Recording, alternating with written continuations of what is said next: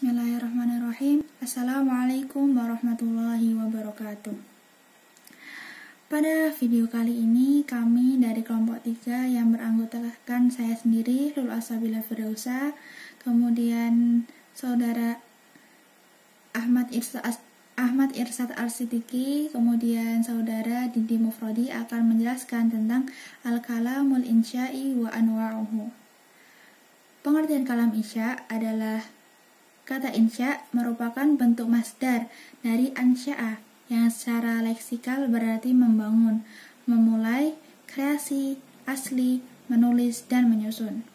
Menurut istilah, insya adalah al-kalamul insya'i wa ma la yahtamilu sidqa wal kadba.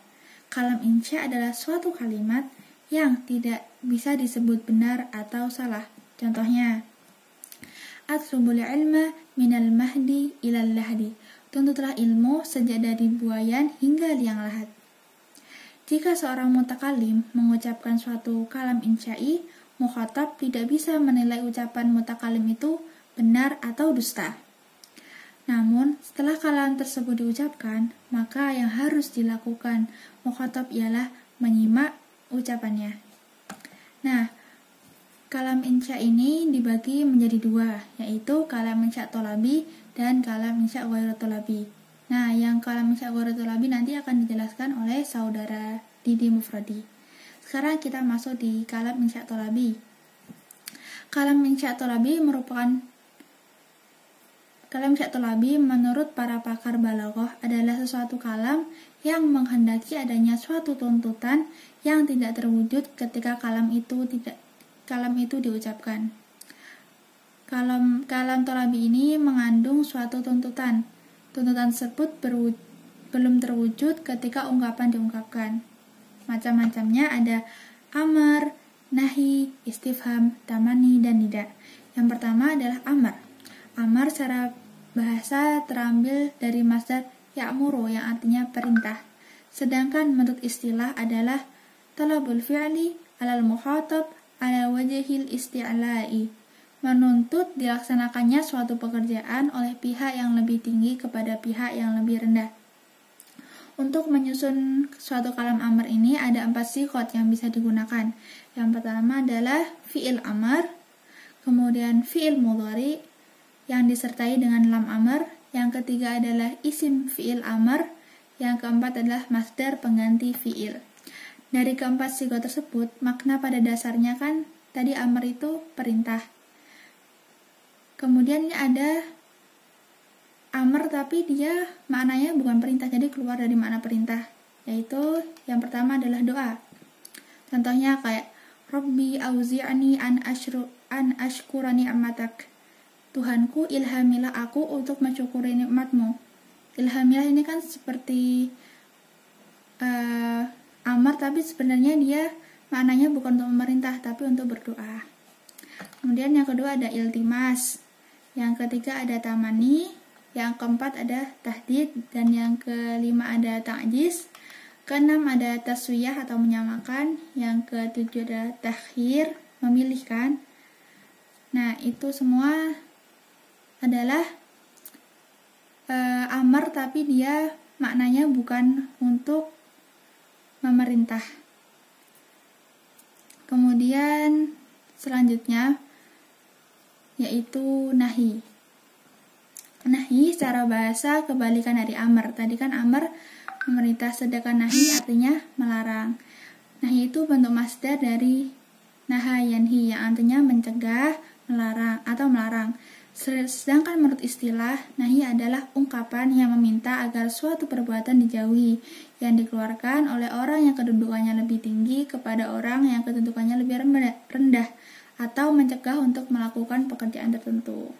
Contohnya, wala taqrabuz zina innahu kana fahisyah wa sa'a sabila.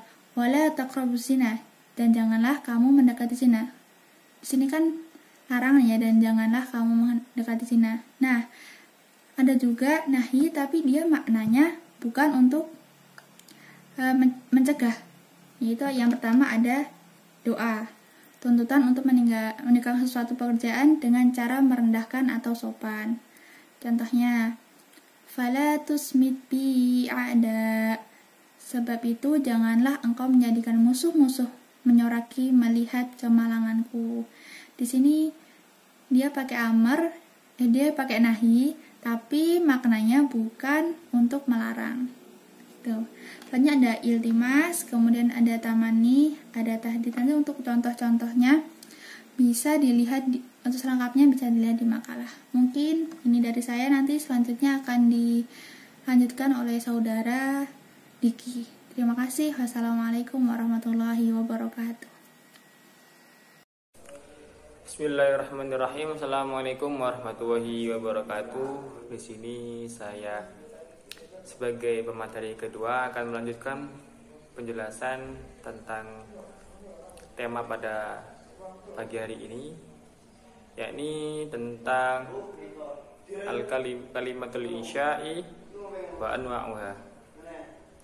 Saya akan masuk langsung di istifham. Istifham merupakan masdar dari kata istafhama. Kata tersebut bermakna meminta pemahaman atau meminta pengertian. Secara istilah, istifham bermakna thalabul ilmi bi syai'in, yang artinya menuntut pengetahuan tentang sesuatu. Suatu kalimat yang menggunakan kata tanya dinamakan jumlah istifhamiyah, yaitu kalimat yang berfungsi untuk meminta informasi tentang sesuatu yang belum diketahui sebelumnya dengan menggunakan salah satu huruf istifham. Contohnya, wa ma adraka ma lailatul qadr, yang artinya, dan tahukah kamu apa itu malam kemuliaan? Kemudian huruf-huruf istifham. Terdapat hamzah, hal, ma, man, ayyana, kaifa, aina, kam, ai. Kemudian setelah istifham, kita langsung ke tamanni. Tamanni berarti berangan-angan. Tamanni ini merupakan kalimat yang berfungsi menyatakan keinginan terhadap sesuatu yang disukai, tetapi tidak mungkin untuk dapat meraihnya, seperti dalam surat Al-Qasas, ya laitalana mislama uti qurun innahu ladzu hadzin adzim.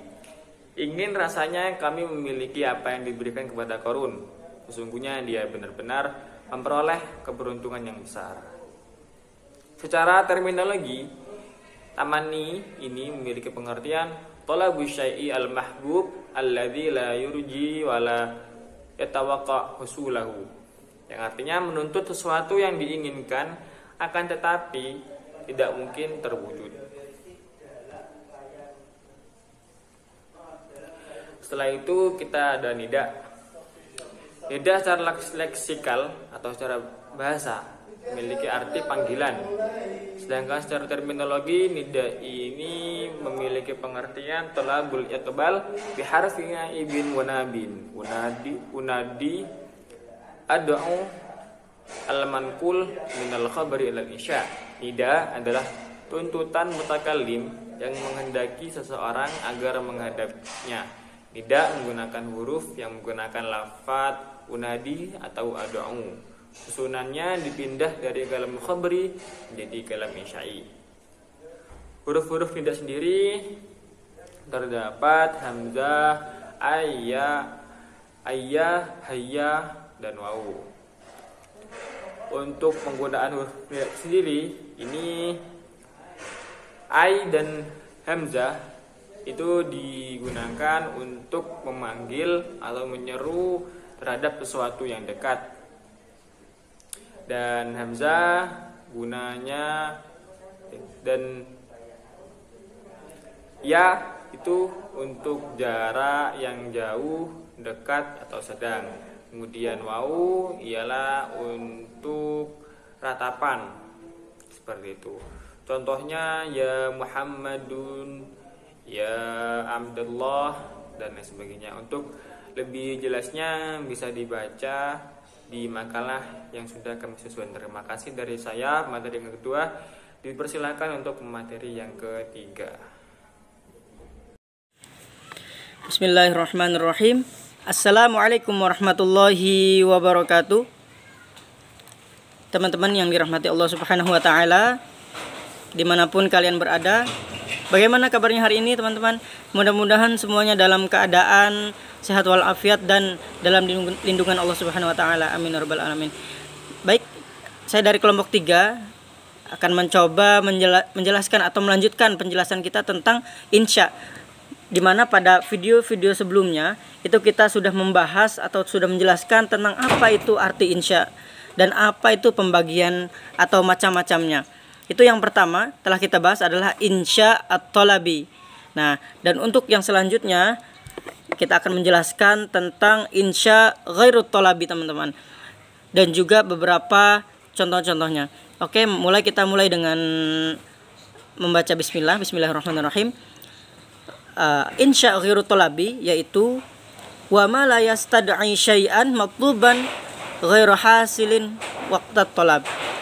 Jadi insya ghairut talabi adalah ungkapan atau kebalikan dari insya talabi, yang artinya suatu kalimat atau ungkapan yang tidak menghendaki terjadinya sesuatu yang belum terjadi ketika kita ungkapkan, ketika kita diucapkan. Nah, jadi sekali lagi, kalimat ghairut talabi adalah suatu kalimat yang tidak menghendaki terjadinya sesuatu yang belum terjadi ketika kalimat itu diucapkan teman-teman. Adapun contoh-contohnya itu termasuk ke dalamnya ada at-ta'ajub, ada pujian, ada celaan, dan juga ada pengharapan atau roja. Nah, mereka itu merupakan contoh dari insya ghairut talabi. Nah, kita mulai dari yang pertama. Yang pertama adalah kalimat pujian. Dalam bahasa Arab, kalimat pujian itu bisa dengan menggunakan kata ni'ma. Contohnya adalah ni'masyabul barru liwalidayhi. Ni'masyabu al-barru liwalidayhi, yang artinya sebaik-baik lelaki adalah yang berbakti kepada orang tuanya. Itu merupakan contoh dari insya ghairut talabi, contoh dari kata pujian. Adapun kata celaannya atau azzammu dalam bahasa Arabnya, contohnya adalah bisa menggunakan kata bi'sa teman-teman. Contohnya bi'sal khuluqu al-kadzibu, yang artinya adalah seburuk-buruknya perbuatan adalah dusta atau kadzib. Nah, itu adalah celaan dan pujian yang mana termasuk dalam kategori insya ghairut talabi. Lalu yang selanjutnya ada qasam atau sumpah. Nah, biasa kita lihat di Al-Quran biasa menggunakan huruf waw, ta, dan ba. Seperti dalam Al-Quran, wallahi, tallahi, billahi, itu dalam Al-Quran seringnya disebut. Kemudian contoh lagi kita lihat dalam surat Ad-Duha yang berbunyi seperti ini. Bismillahirrahmanirrahim. Wad-duha wal laili idza saja. Ya. Wadduha, wawunya itu adalah menggunakan waw qasam. Demi waktu duha dan demi malam apabila telah sunyi atau apabila telah sunyi ya. Itu adalah termasuk contoh dari qasam dalam pengertian insya ghairut talabi. Nah, kemudian yang ketiga adalah ada at-ta'ajub. Apa itu ta'ajub? Ta'ajub adalah kagum, yaitu kata ta'ajub itu sendiri sering kita dengar seperti ini. Ma ajmalas sama, alangkah indahnya langit itu. Ma ajmalas sama, alangkah indahnya langit itu. Nah, jadi kata ungkapan atau hal tersebut itu merupakan contoh dari insya ghairut talabi yang termasuk dalam kategori at-ta'ajub. Nah, kemudian yang keempat adalah ar-raja atau pengharapan, yaitu suatu kata atau ungkapan yang menghendaki hasilnya perkara yang disukai dan mendekati kenyataan. Itu adalah suatu hal yang disukai, yang diharapkan hingga itu terlihat akan kenyataannya gitu teman-teman. Jadi adapun huruf-huruf yang sering dipakai dari ar-roja itu sendiri adalah seperti gimana ya? Contohnya ikhlau laqo, la'ala, bisa asa dan haro. Itu biasa kita lihat dari ar-roja. Contohnya fa'asallahu ayyatiya bil fathi. Nah, itu contoh dari ar-roja. Mudah-mudahan Allah akan mendatangkan kemenangan kepada Rasulnya. Nah, itu ayat ini termasuk dalam kategori ar-roja. Kenapa? Karena dalam ayat tersebut memakai kata la'alla atau asa. Nah, yang tadi itu adalah termasuk dalam menggunakan kata asa. Nah, hal tersebut yang tadi kita jelaskan tadi itu adalah contoh-contoh dari kata insya ghairut talabi. Toib, mungkin hanya itu yang dapat saya sampaikan. Kurang dan lebihnya mohon maaf. Wabillahi taufiq wal hidayah. Wassalamualaikum warahmatullahi wabarakatuh.